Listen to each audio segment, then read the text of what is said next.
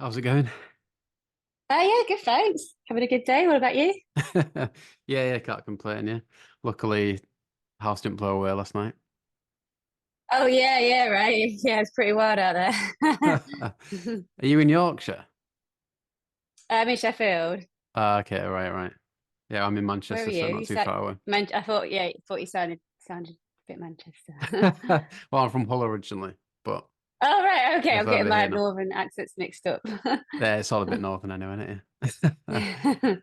But yeah, cheers for jumping on. Appreciate it. I think it's That's cool. Thanks about for having me again. just over 3 years since we last chatted. I Is think it was it? there Whoa. back in the Okay. 2020, so it's kind of like still COVID times. So you kind of Whoa. been Okay. been pretty busy since then, I gather. I thought you were going to say it's been like a year since I've said to you. That's crazy. It's crazy how time passes, isn't it? Yeah, yeah. Yeah. Yeah, things have been good since then. We released new album last year. Finally finished our Young for Eternity tour in 2021 because that all got disrupted because of COVID. Um, and then yeah, I feel like we kind of feel like we're back a little bit. So I had a bit of time out before COVID. Billy went to university and we all sort of did different things. Then obviously COVID happened, which happened to all bands. But then now it feels like yeah, things are rolling again, and there's always something in the diary, and there's always something to look forward to. So that's awesome. Yeah, cool. I was having a look at your Instagram and stuff, and what was the Ash versus the Subways thing? Was that just like the title of a tour, or was it something a bit different? So it was kind of it was a few things. So we did do a tour with Ash. We did like a co-headline tour around the UK, and we just finished just before Christmas, about 3 or 4 weeks in Europe with them. And we also released a 7-inch single on Alcopop, because we both have a song called Oh Yeah. We definitely have a song called Oh Yeah because they have a song called Oh Yeah, I would like to say, because we're huge fans. And yeah, we covered each other's Oh Yeahs and put it out on a limited edition 7-inch and sold that on the tour and via Aquapop. That's cool, right? Because watching a live video where you're singing their song, I think, but you're doing it together with Tim. Yeah. Yeah, it's quite cool. Yeah, they we've never done anything like that before. And they've been on tour with like We Are Scientists and a few other bands, and they like to make a super group at the end. And so they All asked right. us if so whoever we sort of changed who was on last, but whoever was on last at the start of the encore, the other band would come on and do one of the oh yeahs, which was really fun. I'm sure really loud out front, two drummers at the same wherever we could. 'Cause some stages it wasn't big enough to have two drummers, but wherever we could, both Camille and Rick playing at the same time, which was pretty wild. Oh, that's it. And yeah, because I was talking to Russell from Block Party last week, and he were there. He was saying he actually went on tour with Ash not so long ago. So a nice little continuation of that, really. Oh Kind yeah, of totally. Ash wormed their way into the pod somehow, because I guess they're more associated with the 90s, aren't they? But they've carried on going pretty strong.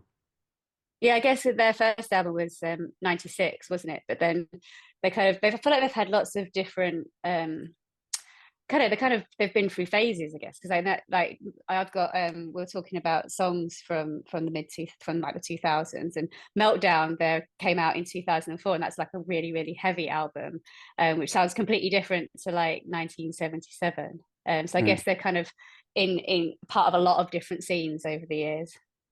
Yeah. No, he's been yeah, they've come up a few times. I mean, Russell spoke really highly of Ash. I think he even had a nice tribute band in the 90s, apparently, before Block Party. So That's cool. That's so cool. he said there's a video of it somewhere, but it's not actually on the internet. So hopefully that'll emerge at some point. Oh yeah, that'd be ace to see that. But yeah, I got you on to the radio show for Islington Radio and asked you to get some songs together. And am I right in thinking it's focused around women of the noughties, is that right? Yeah, I thought I've always been heavily influenced by women in bands just because if I see somebody else doing it, it makes me think I can do it. And there were so many amazing women in the 90s doing really cool things, either as front women or as musicians in bands. So I wanted to use that as my theme.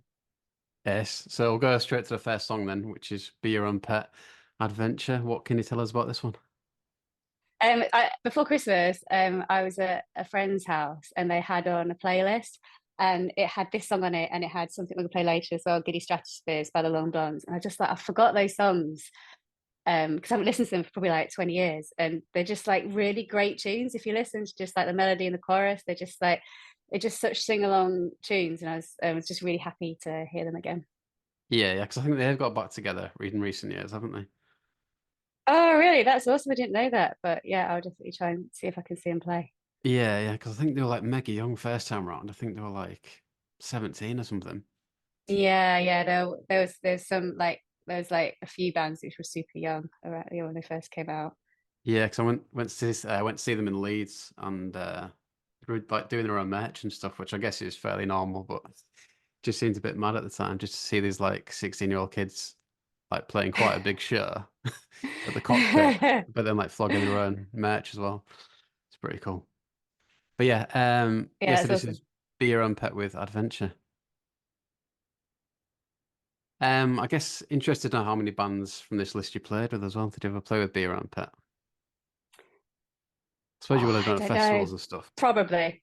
They're one of the probably like I can't remember a specific instance, but probably. Yeah. Yeah, yeah. And then yeah, the next one's like a big kind of indie dance floor hit, I guess. The Von Bondi's Come On, Come On. Yeah, what are your memories of this kind of thing?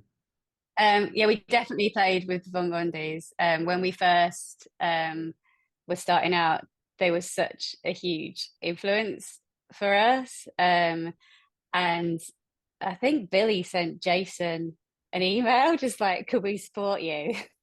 I think I'll have to check with Billy on the story for this, but it definitely came about through Billy just being a bit cheeky and getting in touch with Jason. And it happened. Like we ended up being on first. I'm pretty sure it was the Astoria now. Um, and and it was just like a totally crazy experience for us because yeah, we were such huge fans, and I think the first two albums by then were just amazing. That's it. Yeah, what was it like a one-off gig kind of thing? Yeah, I think I'm not sure if it was part of a tour. I can't remember now. We go like a lot of these things. Like I'm like, oh, like 20 years ago now. When you feel like, no wonder my memory is a bit fuzzy. But yeah, I think they'd either come over for a one-off show or it was part of a limited tour because they were American, obviously, so they didn't come over and do loads and loads of shows, and they're all kind of Mm, quite exclusive shows when they did them. Yeah, but they're such a great band. that's it. Yeah. So this is the Von Bondi's with Come On, Come On. Um, yeah, I didn't know if I explained that we wouldn't be playing them today. Oh, that's okay. Yeah, yeah, that's fine. I'm sure you Um, can do some radio jiggery pokery and put them in. Yeah. yeah, yeah, like it's all remotely done, which is quite easy for me. And you mentioned the latest album, which came out last year. Yeah. Um, I think when I spoke to you last, is it Billy doing a lot of the production now? Is that right? Yes, Billy produced the last two albums, and the last one we did send off to be mixed. But yeah, so he's in charge of production duties. He has his own studio, so we're demoing again at the moment. And now because of COVID, we've all sort of got remote things set up at home. So I think for this, I think that was probably a one-off. Do the actual recording at home for the last album. I think Billy is quite keen to get kind of everyone in the studio. But for demoing purposes, it's great now because it means we can all kind of work remotely and then everything is like super prepared and tight. So when we come together and, recording can be just like a fun process and you can just concentrate on the performance, which should be cool, I think. Yeah, yeah. See, I was listening to the latest album earlier, and I noted a song that I was enjoying because I first heard I think Kill My Cool. I remember hearing it being played at Anfield. I went to a game last season, and That's cool. I I think they're like playing it like that. before the game, maybe, which was quite good. That's awesome. Yeah, that's really cool. And Uncertain Joys, yeah, because I'm alright thinking there's like some keyboard in there or synth. Is that quite new, or is that something you've had for a while? So like a fully sort of, I guess the sort of heavily synth track like that is quite new for this album. We've always had like bits of other instruments on tracks in the recording process, but this is the first time. Yeah, the synths have really kind of led the song, and then we've sometimes play that song live, and if we do, then I play keys for it. Oh, right, cool. That's it. What, so you'll drop the bass for those songs? Yeah, yeah, Oh, right. yeah. And even though they're yeah, and sort of have a keyboard up for it's just a couple of tracks that we do live. Yeah, Uncertain Joys and Love Waiting on You are the two keyboard tracks that we sometimes play. Yes. We'll talk a bit more about the album in a bit, but next song, yeah, yes, Maps. One of those that kind of speaks for itself, really. But how inspirational or kind of cool were they at the time? Oh, like you think about like if you think about like people from that time, like Karen O is definitely one of the people you'd instantly think of. She was just so incredibly cool, so talented, and the songs on that first album, just wonderful. The live show was just kind of summed up everything that was great about that time, I think, for me. Yeah, yeah. Did you watch the Meet Me in the Bathroom film? No, no. Should I? All Is it right. good? Yeah, definitely worth watching. It's kind of about that early 2000s scene in New York. Oh, So awesome. there's quite a lot of yeah yeahs on there, but I think yeah, people keep asking me. Well, a few people have asked me if there's going to be one about the UK kind of scene, which would be quite good. I think people are Yeah, like that in would the be fun. works, like trying to do books and stuff. But it'd be interesting to see Awesome. what Yeah. happens. Yeah, I'd like to see that. But anyway, yeah, here's yeah yeahs with maps. Um, so yeah, in terms of like songwriting, then are you quite so you're already demoing new songs. Are you quite productive in that respect still? Yeah, it sort of goes through phases really. Billy's sort of the main and initial songwriter in the band, and he's just had quite a crazy period of creativity, and that's quite common for him. Like, he will just like write like 9 songs in like a week or something, and then maybe nothing for a while, or sometimes it's a bit more gradual. There's kind of no rhyme or reason to it, but definitely he's had a very creative period over last summer, and now we're sort of refining those songs and bringing them together as a whole. We're doing quite a lot on the last tour with Ash. Um, we're doing stuff like this these last couple of weeks. Everyone is doing quite a lot at home and sending stuff to each other. So yeah, it's pretty exciting when it's like this and you start to hear how the song might sound as a whole. Yeah, yeah. Is it quite like a democratic thing in terms of what songs will go on an album type thing? Uh, it's normally it's normally pretty obvious actually. I feel like we've never really had a big argument over what tracks go on. It's kind of it's normally pretty obvious which are the sort of the 12 core ones, and then I don't know, there's sometimes an extended edition or you need B-sides, or the other songs all get used eventually somehow. But for normally the core sort of 12-ish tracks are normally, yeah, it's normally pretty obvious, I think, for us. Yeah, fair. Yeah. And do you get involved with the songwriting? Well, Billy's like the main songwriter and writes most of the lyrics, but then he sends that song, used to be to me and Josh, but now to me and Camille. And then so he sends like his guitar and like a vocal melody, and then we add on, like Camille adds on drums, I add on bass and harmonies, and I don't know whatever else we want to do really, whatever else we think is gonna bring the song out. Yeah, bring the song out and make it sound as like a more full band piece. Yeah, yeah. You mentioned Camille, is that the new drummer? She's our new drummer. Yeah, she's been with us since 2021. Yeah, Ah, okay. And how did you know about her? Was it kind of a friend of a friend type vibe? yeah. I think somebody told Billy that Camille's awesome, which she is. And then she came and we did like a rehearsal together, and she was amazing straight away. And then because it was still like it was still quite COVID-y around then, so she did. I felt like bad for us. Kept saying like it's not normally like this. Normally it's really cool because we had to do a few like weird things, and even the Young Fraternity tour, it was cool, but it was like it was still a bit, everyone still felt a little bit awkward about being in rooms and stuff with each other. No one wants to touch anyone else and things like that. So I kept thinking like, oh, we just need to get through this, and then she can see like how much fun we have in Germany. And I feel like the last year we've had some really fun shows and some really fun festivals, and yeah, she seems to be enjoying with us, which is great. Yeah, yes. Yeah, is Germany still like one of the biggest places to play for you guys? Yeah, so Germany's our biggest place now, I think. We really love playing there. The audiences are amazing, and I think the festivals there I think the festivals here are great as well, but I think we just sort of seem to have got in a flow with playing festivals there, and we know them all. I mean, it's nice to wake up on the tour bus in the morning and I know like where the backstage is, I know what stage we're on, and then I just know where everything is because we've just been doing it so many years now, and just always it's kind of like Germany just feels like our second home, really. Yeah, we love playing there. Yeah, I remember you saying like how good the riders were over there as well. Oh yeah, the riders are very good, so good, good spread. It's important, isn't it? Um, so next song, LaRue, Bulletproof, kind of more the end of the era, I guess, in terms of that noughties period. But yeah, why this song? Really loved Maria when she came out. I thought she was doing something a little bit different, but still kind of within that indie sphere. And I think everything the common thing with a lot of the songs I've picked is just really they're like pop songs, really. I know the Maria song's a bit more electronic, but there's just that pop hook in the chorus is just awesome. And yeah, I really hope she's doing some new stuff. Would love to see her around again. Yeah, yeah. I was looking at the Spotify earlier.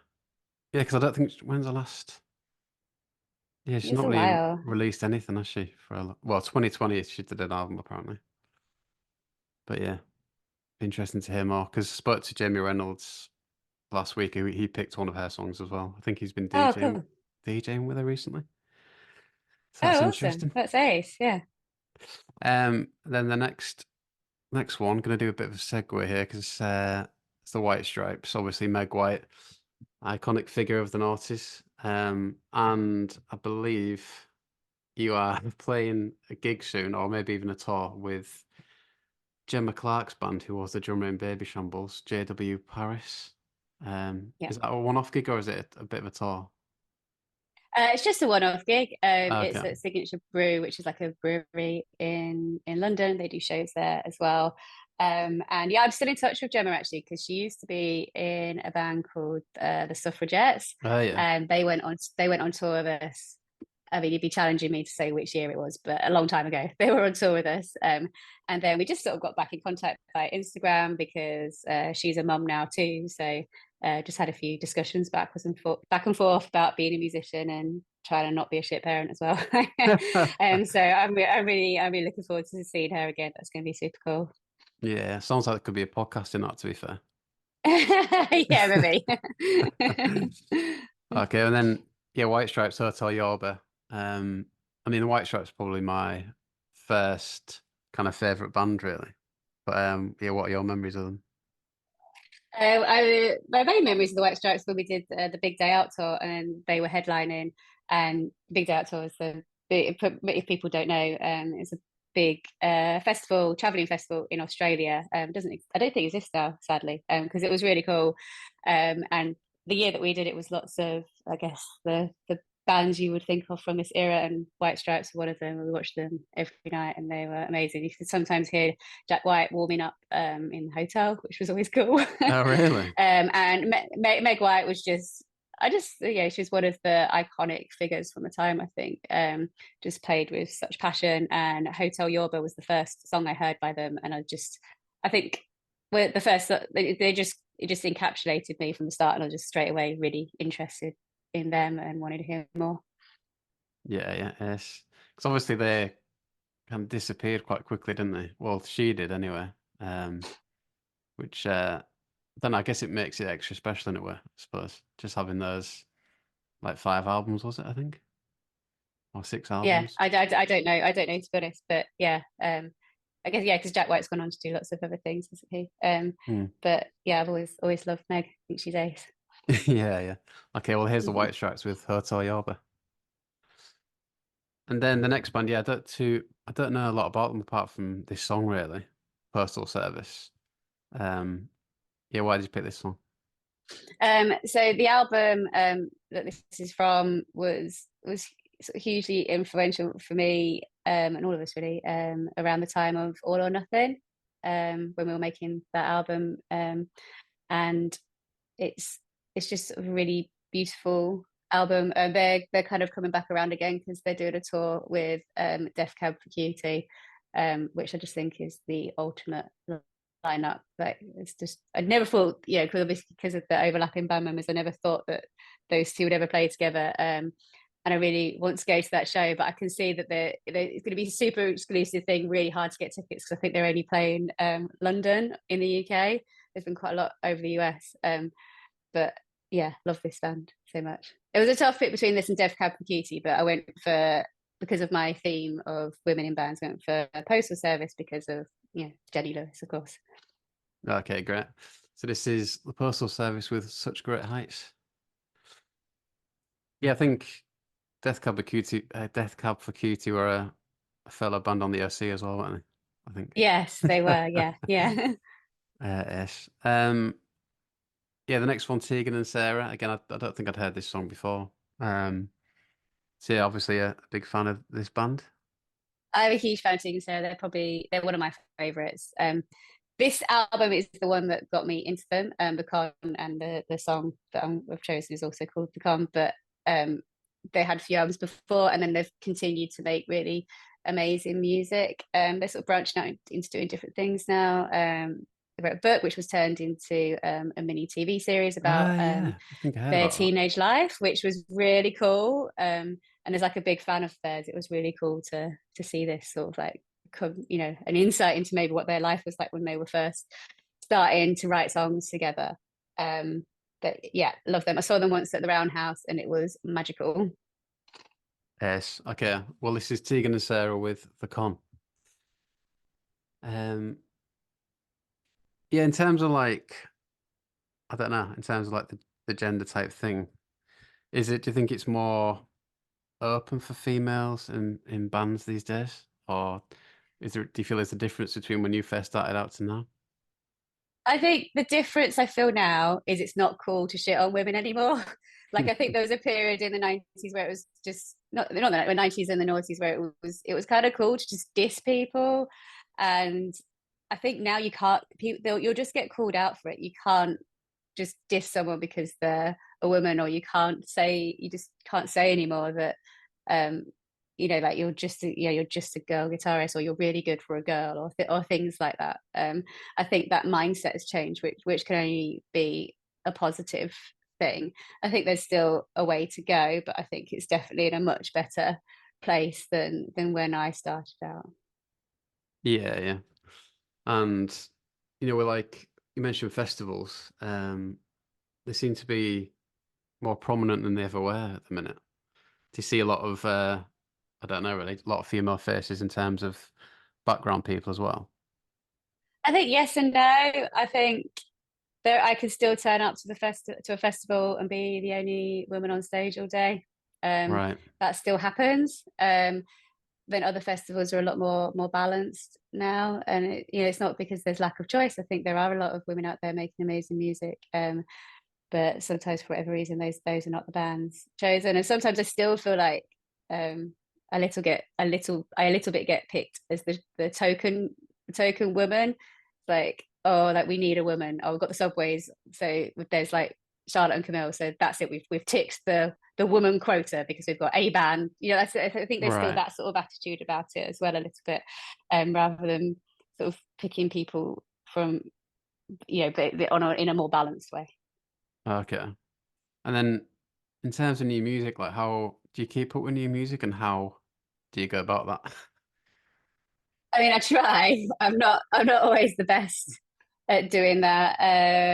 I'm quite old, so I listen to the radio, which my kids just can't get over, that you can't choose the songs. That like if you put the radio on, like, can you put this song? I was like, no, it's not me choosing. Like somebody else is choosing. You just have to wait and see what comes next.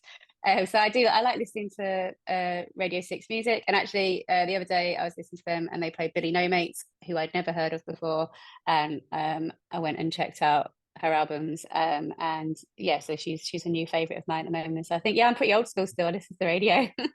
No, yeah. I mean, kind of made a resolution this year to listen to more Six music because I feel like every time I do, you'll at least get one or two songs that you really like you've not heard before. But Yeah, like probably a bit more like your kids, like just a bit more impatient. Just kind of, yeah, I don't yeah. know. I listen to it's like a released radar playlist on Spotify, which is new music, but it's not like it's That's a good not. thing to do. Yeah, maybe I should do that because I feel like I need otherwise I'm just reliant on Billy and Camille because they're way cooler than me. Ah, right. I suppose it's pretty good sauce, Yeah, isn't they give me a lot. They it? give me a lot. Camille was quite good at making a good playlist, and will send it to me to listen to. I've discovered a lot of stuff from her. Okay, cool. And then, yeah, next song we mentioned them before, but Ash with Orpheus. Why this particular song? Charlotte was one of my biggest influences when we first started the band. You may be able to tell that in certain, the harmonies and the backing vocals that I choose. I love the quality of her voice that she brought to the Ash songs, particularly on Meltdown. I think because musically it's very heavy, and then you have her like angelic vocals over the top, which just take it to a new dimension. Okay, great. So this is Ash with Orpheus. And then the next band, Garbage. I know you've got links with them because Butch Vig produced one of your records, right? Yeah, that's right. Butch Vig produced our second album, All or Nothing, and like if we're talking about my very sort of first bands that I love, Garbage is one of them, and Shirley Manson was just someone that I idolized and been lucky enough to meet her a few times. And I think people always say never meet your heroes, and then I would always think unless it's Shirley Manson and she's amazing, and then you should meet her. Yeah, so she's Scottish. She is, yes, yeah, Okay. and still sounds very Scottish despite living in. I think she lives in LA now, but yeah, still sounds All very right. Scottish. Yeah, because that one of their live performances on Letterman, I think, playing Stupid Girl. It's Ace. It's like one of the best Letterman performances, I think. But yeah, I have not seen that because I love that song. I will check that out definitely. no, it's Ace, yeah. So this is Garbage with Why Do You Love Me? Um, yeah, then the next one, The Distillers, another band that I don't really know too much about, really. Although I know there was a link with Queens of the Stone Age at one point, with them married or something. Yeah, I think there's a bit of controversy about that, and I think it's hard to know the details. Is it between two people? But yeah, Brody Daly and Josh Homme were married and have children. But that's I don't know I don't know enough about it to comment on it, but I don't think that ended too well. But yeah, I loved this song in particular, Drain the Blood. I remember when this first came out and just hearing Brody's voice and just like the rasp of it and the quality of it, and it's just like she was just like super cool and such a great performer. And I saw them live quite a few times around then, just at festivals. But yeah, I had to have this song on the list. It's quite a 90s vibe to it, isn't it? Would you Yeah, bit say? of like sort of with like a quite like a almost grungy sort of thing. Like, yeah, if we were like, I'd have had Hole in here if, but they were a bit too early. Yeah, Yeah. fair play. Well, so this is the Distillers with Drain the Blood. And yeah, then the last band, I'm presuming you must have played them at some point, whether it's a festival or whatever, but the Long Blondes, what are your I memories of think this song? we must have played with them at some point. I don't recall ever meeting them directly, but I'm fairly sure they're Sheffield based actually. So that's where Yeah, yeah. I live now. Um, which is cool to have that link as well. But I used to DJ a bit around the mid noughties, like doing like propaganda clubs and I don't know anywhere that would have me. And this was always one of the songs that I really loved playing. And after far too much vodka, I'd probably be dancing a bit too much in the DJ booth too. No, it's a quality song, yeah. And there was a film that came out of that name in lockdown or during COVID about Oh, really? kind of this era. Yeah, the director Laura came on the podcast to talk about it actually, but it's worth seeing if you ever get a chance. Oh, yeah, definitely. I will. That sounds super cool. And yeah, the DJ thing that was a big thing in the noughties, wasn't it? It's like after shows and stuff like that. Does that still happen? Yeah, it became a bit of a bit of a thing, really, didn't it? To have like a band member go to like an indie club or quite a lot of student unions did that sort of thing. I guess it possibly still happens now. I've taken a step back for it just because I'm old and these things tend to happen really late at night. Yeah, yeah. And I'm just not really in that phase of life anymore. But I loved it. It was really fun. Used to just go and party basically and play songs that I liked, and it was really fun. Yeah, yeah. Yeah, it was ace. And then just in terms of touring life, like I saw, well, I remember you talking about actually that you go running a lot on tour, is that right? Yeah, I still run a lot on tour. It's a great way to see the city you're in, or just get some fresh air, you know, because sometimes like you can wake up on the bus and then go in the venue and like not go outside all day, and that's probably not very good for you, is it? So even if I just go out for like half an hour, just get some because we're like, you know, I try and keep busy on tour, try and work on new songs as much as possible, and just make use of my time just sort of hanging around in venues. But yeah, it's really important for me to get outside a little bit throughout the day. No, yeah, I imagine it's a good way of seeing places as well, yeah. Yeah, yeah, totally. You could be like, oh, like I just ran and saw like the main square and ran back, and then you feel like you've seen some of the place you're in. Yeah, yeah. And there's like you say like, the tour bus. Has it changed a bit on there? Because I guess back in the day the internet wasn't as like strong as it is now. I suppose it'd be smartphones and everything now keeping you occupied, or do you listen to music together type thing? No, but it's quite social, I think. Generally on the bus, if there's two lounges, there's the people who want to chat lounge, and then there's the people who want to watch a movie lounge, and then you pick what you fancy. The people who want to I'm normally in the people who want to chat lounge. Um, and yeah, but we're pretty civilized these days. Like people like a couple of drinks after a show, but nothing crazy anymore, really. There's sometimes one night on tour, which is a bit of a party still, but generally everyone's pretty sensible now, I think. Yeah, fair enough.